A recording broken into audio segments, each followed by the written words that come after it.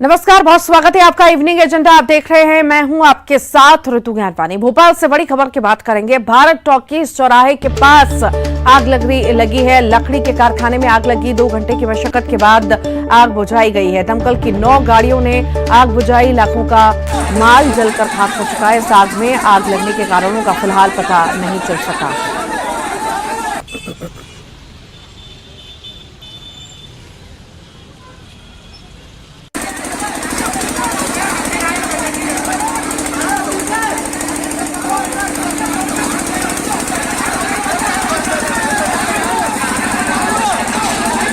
तो लकड़ी के कारखाने में आग लगी है। ये तस्वीरें आपके सामने। 2 घंटे की मशक्कत करनी पड़ी आग बुझाने में। दमकल की 9 गाड़ियों ने आग पर काबू पा लिया है। लाखों का माल जलकर खाक हो चुका है।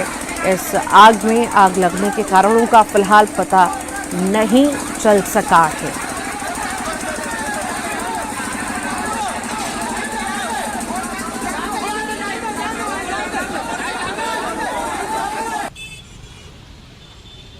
और ज्यादा जानकारी के लिए जितेंद्र शर्मा हमारे साथ जुड़ गए हैं। जितेंद्र, लकड़ी के कारखाने में आग लगी है। भीषण आग की तस्वीरें हैं। आखिर किन्हीं कारणों से बताई जा रही है आग लगना, और अभी कैसी स्थिति है? देखिए ऋतु, अगर बात करें तो भारत टॉकीज चौराहे पे ये लकड़ी के कारखाने बने हुए हैं, जहाँ पर शॉर्ट सर्किट के चलते बताया जा रहा है कि लाखों का माल जलकर खाक हो चुका है। दमकल की तकरीबन दर्जन में गाड़ियों को यहाँ भेजा गया, मगर उसके बाद तकरीबन 2 घंटे की मशक्कत के बाद आग पर काबू पाया गया। और हमेशा हर साल गर्मी के मौसम पर इस तरह की आगजनी घटना होती है, मगर कह सकते हैं कि ना तो इन लकड़ी के टालों को वहाँ पर शिफ्ट किया जा रहा, ना ही कोई दूसरे इंतजाम किए जा रहे हैं। किसी के झुलसने की भी खबर है क्या इसमें? और आखिर कितना लगभग नुकसान का अनुमान जताया जा रहा है? देखिए ऋतु, अगर बात करें तो ये लकड़ियां जली हैं, काफी लाखों का नुकसान बताया जा रहा है, मगर किसी तरह की कोई जनहानि का कोई सूचना नहीं है। मगर हर साल हर बार इस तरह की आग जो है, रहस्यमयी आग लग जाती है, मगर अभी तक इस अज्ञात आग का कोई कारण पता नहीं चला है। ठीक, बहुत शुक्रिया जितेंद्र।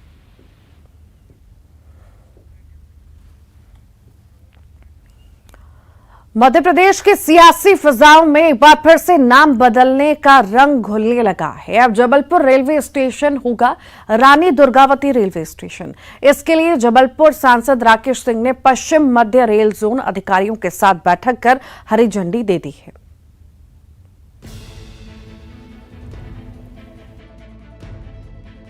चुनाव नजदीक आने के साथ ही एमपी में नाम बदलने की सियासत जोर पकड़ने लगी है। राज्य में इसी साल विधानसभा के चुनाव होने वाले हैं।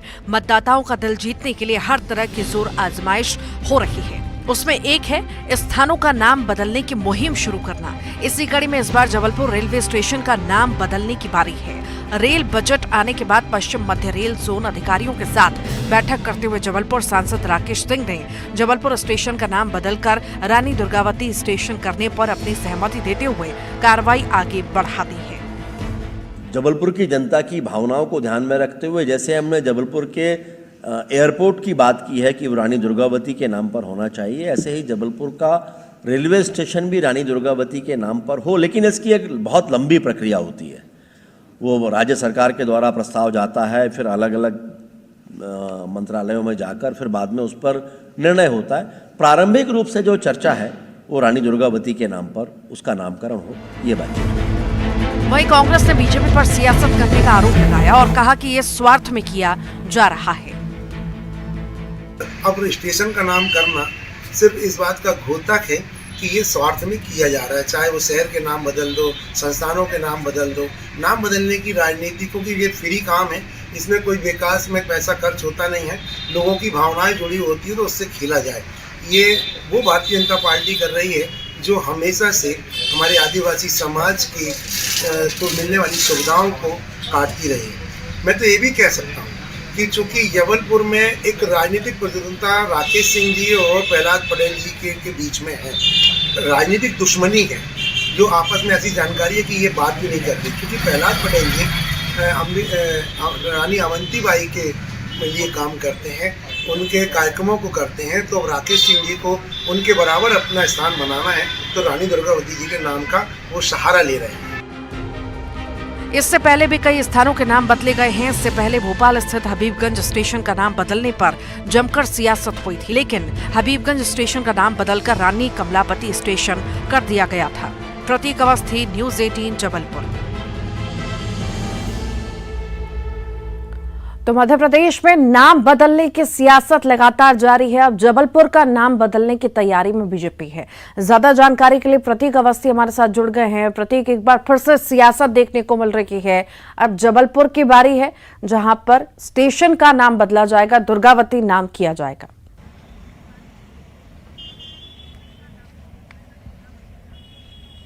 देखिए, बिल्कुल कहीं ना कहीं रितु, इस पूरे मसले पर अब सियासत गर्म हो रही है। चूंकि आज राकेश सिंह जो कि सांसद हैं जबलपुर के, उनके द्वारा पश्चिम मध्य रेल जोन के अधिकारियों के साथ एक बैठक की गई और आगामी रूप से जो 300 करोड़ की लागत से रिडिजाइनिंग होनी है, ठीक मेरे पीछे आप जो जबलपुर का स्टेशन देख रहे हैं, इसी स्टेशन की रिडिजाइनिंग का काम किया जाना है। बहरहाल इस बीच जो बड़ी खबर निकलकर सामने आई कि मसौदा तैयार हो रहा है, जिसको लेकर के प्रदेश सरकार आगे अपना प्रस्ताव भेजेगी और अब जबलपुर स्टेशन का नाम जो है रानी दुर्गावती स्टेशन किया जाए, ऐसी मांग उठ रही है।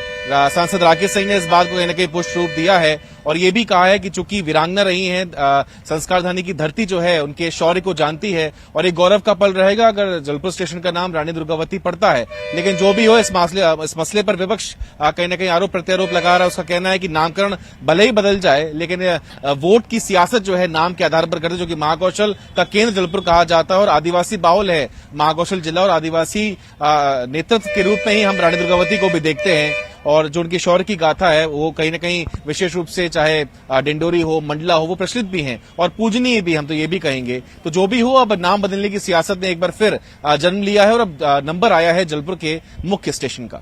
जी प्रतीक, रानी कमलापति स्टेशन की तर्ज पर बात की जा रही है कि रानी दुर्गावती स्टेशन बनेगा, तो माने उसी तरह से अब स्टेशन बने जा रहा है। वैसे ही लाजवाब जो है सुविधाएं होंगी, मल्टी लेवल लुक पूरा उसका नजर आएगा और सुविधाएं भी वैसी ही होंगी।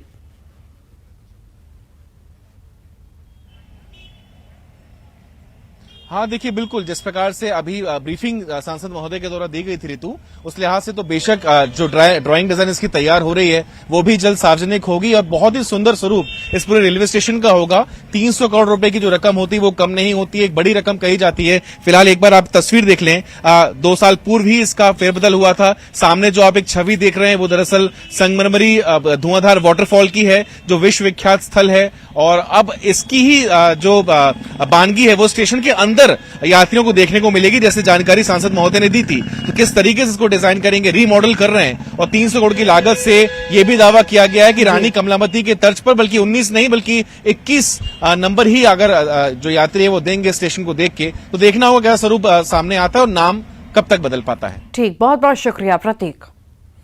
छत्तीसगढ़ में इस साल विधानसभा चुनाव होने जा रहे हैं, जिसमें जीत के लिए सत्ता पक्ष से लेकर विपक्ष तक पूरा जोर लग रहा है। इसी बीच सूबे की सत्ताधारी पार्टी कांग्रेस सरकार के मुखिया भूपेश बघेल ने एक मास्टर स्ट्रोक खेला। बघेल कैबिनेट ने आज हुई एक अहम बैठक में प्रदेश के युवाओं को बेरोजगारी भत्ता देने की घोषणा कर दी। इसके अलावा भी कैबिनेट बैठक में कई और महत्वपूर्ण फैसले लिए गए, जिसमें नवाचार आयोग के गठन के प्रस्ताव को मंजूरी दी गई, जिससे प्रशासनिक क्षमता में विस्तार के साथ ही जन कल्याणकारी योजनाओं को बढ़ावा देने में मदद मिलेगी। आयोग घोषणा पत्र को लागू करने में तकनीकी सहायता देगी।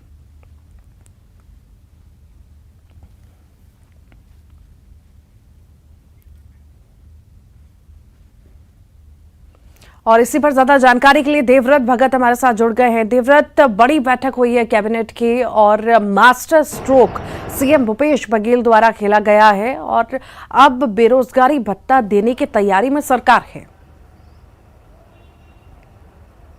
जी, और क्योंकि बेरोजगारी भत्ता देने का वादा पिछले बार घोषणा पत्र में कांग्रेस ने किया था और अब जाकर एक तरह से बेरोजगारी भत्ता प्रदेश के युवाओं को मिलने जा रहा है, तो निश्चित तौर पे ये बड़ी घोषणा एक तरह से की गई थी, जिस पर अब इम्प्लीमेंट हुआ है। कैबिनेट की बैठक में मुहर लगी है और मास्टर स्ट्रोक इसलिए कहा जा रहा है क्योंकि ये साल चुनावी है और सीधे तौर पर युवाओं पर फोकस करते हुए सरकार ने बेरोजगारी भत्ता देने का ऐलान किया है। बड़ी बात यहाँ पर यह भी है कि जब युवाओं के हाथ अगर रोजगार नहीं है तो बेरोजगारी भत्ता अगर युवाओं को मिल रहा है तो निश्चित तौर पर आने वाले दिनों में इसका असर चुनावी नतीजों में भी देखा जा सकता है, क्योंकि चुनावी साल है, इसलिए सत्ता पक्ष और विपक्ष की तरह से पूरी जोर आजमाइश की जा रही है। और इसी बीच क्योंकि 26 जनवरी को ही मुख्यमंत्री भूपेश बघेल ने यह ऐलान कर दिया था कि बेरोजगारी भत्ता जो है वो युवाओं को दिया जाएगा, बेरोजगारों को दिया जाएगा, और आज उस पर इंप्लीमेंट करते हुए मुहर लग गई है। फिलहाल इसका असर चुनावी नतीजों पर कितना दिखाई देता है ये तो 2023 के नतीजे ही बताएंगे, लेकिन इतना जरूर है कि मुख्यमंत्री भूपेश बघेल ने अपनी तरफ से मास्टर स्ट्रोक खेल दिया है, क्योंकि इसके पहले लगातार बीजेपी जो है वो बेरोजगारी भत्ता के मसले को उठाती रही है, इसे लेकर के प्रदर्शन भी हुए हैं, और इसके बाद अगर बेरोजगारी भत्ते का क्योंकि ऐलान कर दिया गया है, मुहर भी लग गई है, तब बीजेपी के हाथ से एक बड़ा मुद्दा यहां पर छीनता हुआ भी दिखाई दे रहा है। रही बात नवाचार आयोग के गठन की, तो नाम से ही साफ है कि नई चीजों को अपनाने की एक तरह से नई चीजों को अपनाने के रास्ते खुल जाएंगे, जन कल्याणकारी योजनाएं इससे चलेंगी और काफी फायदा होगा। तो ये दो बड़े अहम फैसले जो हैं वो कैबिनेट में लिए गए हैं। इसके अलावा भी कई फैसले लिए गए हैं, लेकिन जो बेरोजगारी भत्ता देने पर मुहर लगी है उसे मास्टर स्ट्रोक एक तरह से कहा जा रहा है। जी देवव्रत, बड़ा फैसला लिया गया है, बड़ा ऐलान किया गया है, बेरोजगारी भत्ता दिया जाएगा। मैं चाहूंगी आप दर्शकों को इसमें विस्तार से बताइए कि आखिर कितना अमाउंट उसमें मिलेगा और क्या विशेष वर्ग के लोगों को जो बेरोजगार हैं उन्हें ये भत्ता दिया जाएगा, ये सभी के लिए रहेगा, और रहेगा तो कैसी प्रोसेस रहेगी, इस बारे में आप डिटेल दे पाएं तो।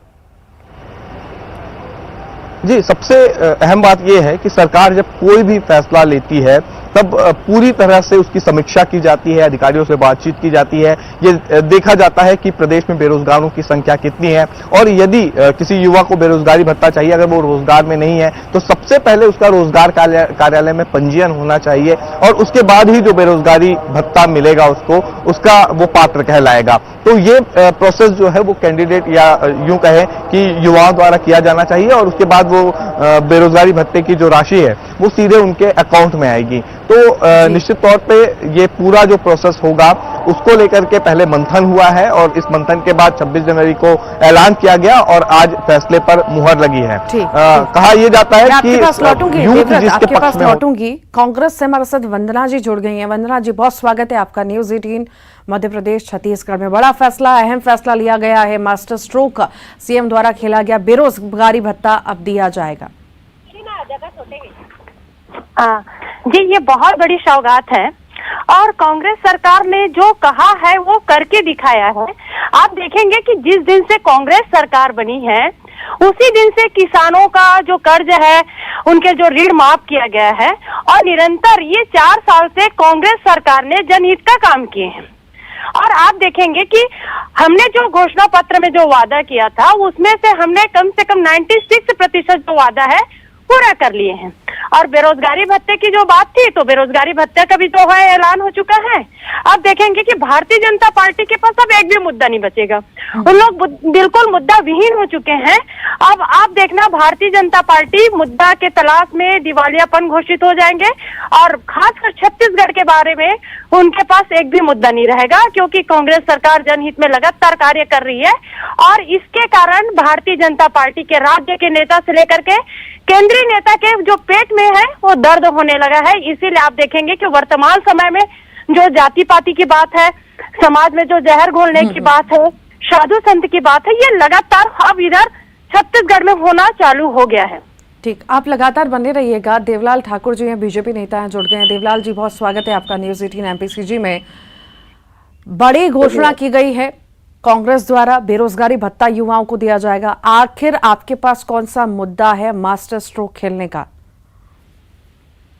देखिए, मुद्दों की तो बरसात हो जाएगी, कांग्रेस उसमें दब जाएगी, उसकी कोई बात नहीं है। लेकिन जो अभी बेरोजगारी भत्ते के बारे में बोल रहे हैं उसी को मैं बता देता हूँ 2 शब्दों में। ये प्रदेश के जो मुख्यमंत्री हैं, छलिया मुख्यमंत्री, छल करने वाले, कूट रचित दस्तावेज की पैदाइश है, ये सफेदा लगा के स्वयं राजनीति में आए हैं। और बेरोजगारी भत्ता में 4 साल से सफेदा लगाते रहे। 4 साल के पहले इन लोगों की जब सरकार बनी थी, हाथ में गंगा जल लेकर इन्होंने संकल्प लिया था कि सारे बेरोजगारों को बेरोजगारी भत्ता दिया जाएगा, रोजगार उपलब्ध कराया जा रहा है। अभी आपने कुछ दिन पहले आपके चैनलों के माध्यम से, अन्य माध्यमों से सरकार ने ये तो बताया था कि आंकड़े कहां से ले आए कि इस प्रदेश में कोई भी बेरोजगार है ही नहीं। जब ये प्रदेश के मुख्यमंत्री कह रहे हैं, कांग्रेस के लोग कह रहे हैं प्रदेश में कोई भी बेरोजगार नहीं है, तो अभी बेरोजगारी भत्ता आप किसको देने के लिए लाया भाई? आप जरा ये बता दीजिए। जब आपने एक तरफ आपका रिकॉर्ड ही बता रहा है कि आपकी बेरोजगार नहीं है कहते, और वही जब ये कांग्रेस के लोग बोलते हैं कि इस प्रदेश में कोई बेरोजगार नहीं है, एक चपरासी पद की भर्ती का जब विषय आता है तो उसमें 2.5 से 3 लाख लोग आवेदन कर देते हैं, और ये लोग का रिकॉर्ड जो आंकड़ा बताता है वो बेरोजगार नहीं है कहते। अब ये बेरोजगारी भत्ता 4 साल आपने बेरोजगारी भत्ता क्यों नहीं दिया? उन 22 लाख पंजीकृत बेरोजगार साथी इस समय छत्तीसगढ़ में है, आपने उन लोगों को 4 साल से क्यों बेरोजगारी भत्ता नहीं दिया? अब जब चुनाव समय आता दिख रहा है, आपको फिर से वोट के लिए लोगों के पास जाना पड़ेगा, युवाओं के पास जाना पड़ेगा। जब जब युवा बोला है, राज सिंहासन डोला है, इस बात को आप स्वयं जान रहे हैं। इस बार अगर युवाओं को आप बेरोजगारी भत्ता से महरूम कर देंगे तो कहीं ना कहीं कांग्रेस की सरकार जाने वाली है। इसलिए आज आपको ठीक, देवलाल जी बहुत बहुत शुक्रिया। वंदना जी आपका बहुत बहुत शुक्रिया। लगातार देवव्रत जुड़े हुए थे। देवव्रत आपका भी शुक्रिया। मध्य प्रदेश के सहकारी संस्थाओं और सरकारी राशन की दुकानों के कर्मचारी आज भोपाल में सहकारिता मंत्री अरविंद भदौरिया के बंगले के बाहर आकर धरने पर बैठ गए। कर्मचारियों ने सहकारिता मंत्री से मांगों को लेकर जल्द लागू कराने को लेकर धरना शुरू कर दिया। अचानक कर्मचारियों के पहुंचने के बाद आनन फानन में पुलिस सक्रिय हुई। पुलिस बल और बैरिकेड मंत्री के बंगले पर पहुंचाए गए। कर्मचारियों का कहना है कि यदि हमारी मांगों पर लिखित आदेश जारी नहीं हुए तो अनिश्चितकालीन हड़ताल पर बैठेंगे। सहकारिता मंत्री अरविंद भदौरिया के बंगले के ठीक सामने तमाम जो लोग हैं, कर्मचारी यहाँ पर आकर बैठे हैं। इनकी मांगे हैं कि इनको वेतन वृद्धि दी जाए और साथ ही 4 सूत्री मांगे हैं। प्रदेश अध्यक्ष हमारे साथ हैं। क्या मांगे हैं, कब से लंबित हैं? 2008 से हमारी मांगे लंबित हैं। 2008 से हम शासन की महत्वपूर्ण योजना चलाते, चाहे उपार्जन हो, चाहे पीडीएस का कार्य हो, खाद्य वितरण का कार्य हो, लेकिन शासन के द्वारा हमारी मांगे आज तक मानी नहीं गई। हमको एक कमीशन बेस पे हम लोग काम करते हैं, लेकिन हम लोगों ने एक तय किया है कि हम अब लोग कमीशन बेस पे काम नहीं करेंगे। जब हम शासन की योजनाएं महत्वपूर्ण चलाते हैं तो हमें शासन से वेतनमान चाहिए। दूसरा, अगर 60% जो कैडर भर्ती हो रही है उसमें 40% बाहर से की जा रही है, 60% सोसाइटी स्तर से। पहले सोसाइटी स्तर की भर्ती की जाए, उसके बाद 40% भर्ती की जाए। कोरोना काल में ऑफ लाइन से वितरण किया गया है गेहूं का, उसको मशीन से घटाया जाता है। तमाम जो लोग हैं पूरे आए हैं, प्रदेश भर से कर्मचारी हैं और जो है सहकारिता मंत्री अरविंद भदौरिया के बंगले के ठीक सामने बैठे हैं। फिलहाल पुलिस भी मौके पर पहुंच चुकी है और जाहिर सी बात है इनके पास अनुमति नहीं है, तो पुलिस आगे की कार्रवाई करेगी और इनको शायद गिरफ्तार भी देना पड़े। मगर देखने वाली बात है क्या इनकी जो मांगे हैं, इनका प्रतिनिधि मंडल भी लगातार संपर्क कर रहा है पुलिस से बातचीत करने का। उसके बाद देखते हैं क्या हल निकल पाता है। कैमरा पर्सन अजय तंवर के साथ जितेंद्र शर्मा, न्यूज़ 18 भोपाल। देवास में बीजेपी विधायक के खिलाफ नारेबाजी हुई है। विकास यात्रा के दौरान बीजेपी विधायक के खिलाफ नारेबाजी की गई। बीजेपी विधायक पहाड़ सिंह कन्नौजी के खिलाफ नारेबाजी हुई है। विधायक पहाड़ सिंह कन्नौजी को ग्रामीणों ने घेरा। ग्रामीणों ने भ्रष्टाचार के आरोप भी लगाए। विकास यात्रा शुरू होने के पहले ही विधायक वापस लौट गए। विरोध का वीडियो सोशल मीडिया पर वायरल हो रहा है। क्षेत्र में काम नहीं होने पर गुस्सा फूट पड़ा है ग्रामीणों का। बागली विधानसभा के कांटा फोड़ का ये मामला आपको बता रहे हैं।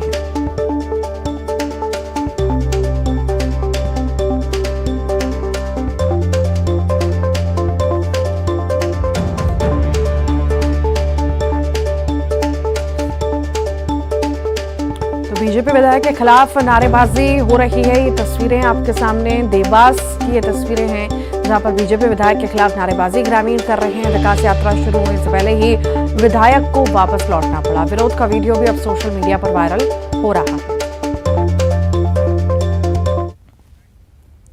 और इसी के साथ ही इवनिंग एजेंडा में इतना ही।